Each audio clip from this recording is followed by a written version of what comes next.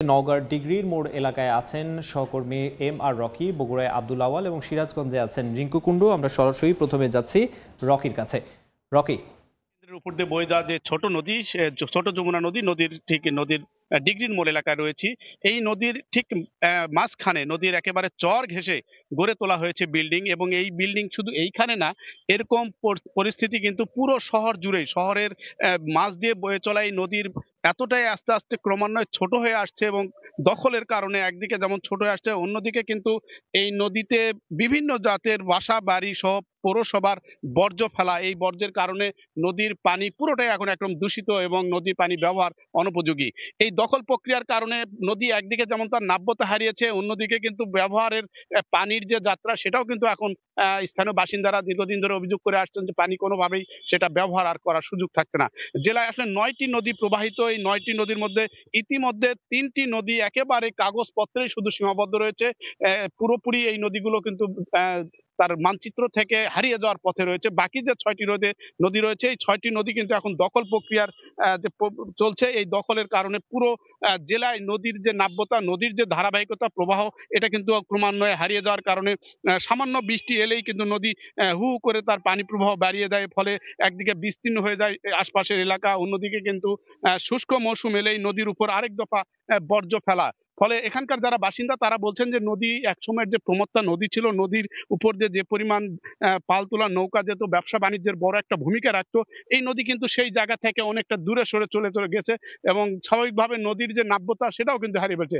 এবং এই দখল প্রক্রিয়ার কারণে স্থানীয় বাসিন্দারা অভিযোগ করছেন যে যখনই এই বিষয়গুলো নিয়ে পানি উন্নয়ন বোর্ড বা সংশ্লিষ্ট আইন শৃঙ্খলা বাহিনীর কাছে অভিযোগ দেওয়া হয়, কোনো কারণে এই অজ্ঞাত একটা চিত্রের ফলস্বরূপ কিন্তু দখল প্রক্রিয়া কিন্তু বন্ধ হয় না। ফলে স্বাভাবিকভাবে এরকম ভাবে কিন্তু এই নদীর ঠিক মাঝ বরাবর বিল্ডিং গড়ে উঠছে। এই দখল প্রক্রিয়া বন্ধ করার জন্য সুশীল সমাজ সহ বিভিন্ন সামাজিক কর্মকাণ্ড কিন্তু পালন করে আসছে দীর্ঘদিন ধরে। আমরা এই জাতীয় দখল প্রক্রিয়ার আরো খবর জানবো। আমাদের সহকর্মী রয়েছেন বগুড়ায়, জানাবেন সেখানকার নদী দখল প্রক্রিয়ার সার্বিক চিত্র।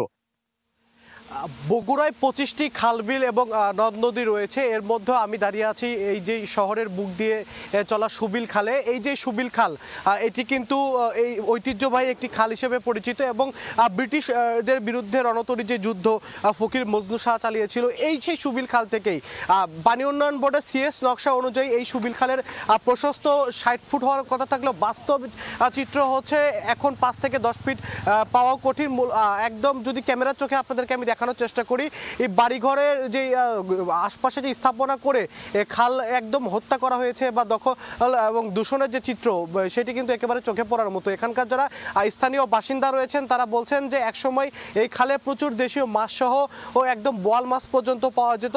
তবে বর্তমানে খালের দখলের পাশাপাশি দূষণের যে অবস্থা, এতে করে কোনো ধরনের কোনো মাছের অস্তিত্ব কিন্তু আসলে এই খালগুলোতে নেই। শুধু সুবিল খালের যে চিত্র এরকম বিষয়টি এমন নয়, বগুড়ার যে অন্য 25টি খালবিল রয়েছে সেই খালবিলগুলো চিত্র কিন্তু একই রকম। সবগুলো খালি এই দখল আর দূষণের কারণে তাদের একদমই অস্তিত্ব হারিয়েছে, এবং কিছু কিছু খালের যে সিএস নকশা অনুযায়ী পানি উন্নয়ন বোর্ড বলে থাকে, সেগুলো সরজমিনে গিয়ে কিন্তু কোনো ধরনের কোনো চোখেও পড়ে না, যে একেবারে পানির প্রবাহ নয় বললেই চলে।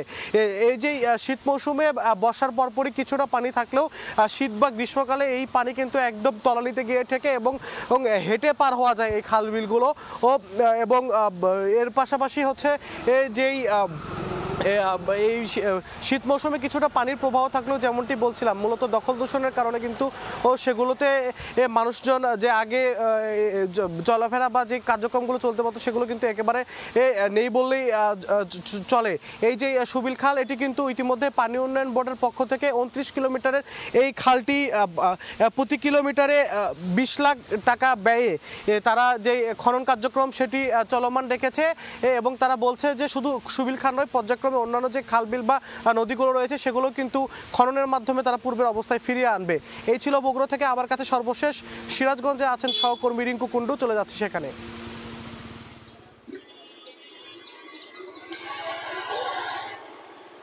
দখল আর দূষণের অস্তিত্ব হারাতে বসেছে সিরাজগঞ্জের শহরের মধ্য দিয়ে বয়ে চলা কাটাখাল নদ। আমরা এখন আছি সেই কাটাখাল নদ। আপনি যদি দেখায় যে এই খালটি একসময় স্রোতস্বিনী ছিল এবং বিভিন্ন রকম নৌকা করে বিভিন্ন ব্যবসা বাণিজ্যের পণ্য কিন্তু এই শহরে কিন্তু আসতো, কিন্তু এখন প্রতিনিয়ত দখল আর দূষণের ফলে কিন্তু এক প্রকার অস্তিত্ব হারাতে বসেছে এই খালটি এবং শহরের প্রাণকেন্দ্রে এই খালটি হওয়াতে কিন্তু আসলে বিভিন্ন গুরুত্ব বহন করে থাকে।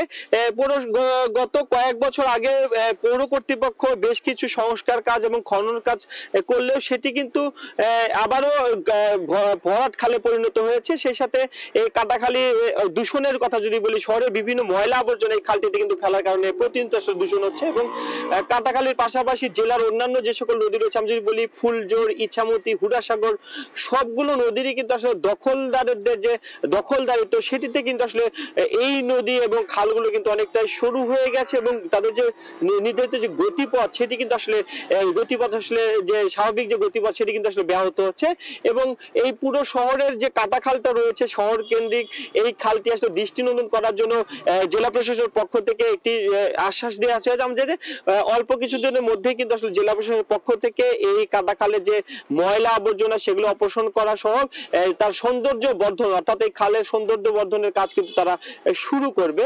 এছাড়া এই খালটি দখলের এবং দূষণের যে আরেকটি কারণ সেটি হচ্ছে যে বড় বাজারে যে সকল ময়লা আবর্জনা এবং মাছের বাজার, মাংসের বাজার, বিভিন্ন ময়লা আবর্জনা কিন্তু প্রতিনিয়ত এই খালটিতে ফেলা হচ্ছে। এই কারণে কিন্তু আসলে খালটি নিয়মিত আসলে দূষণে পড়ছে এবং শহরবাসী বা এলাকাবাসী যেটি বলছে যে এই পরিমাণ দূষণের ফলে কিন্তু তীব্র গন্ধ এবং মশা মাছির উপদ্রব কিন্তু আসলে বেড়েছে।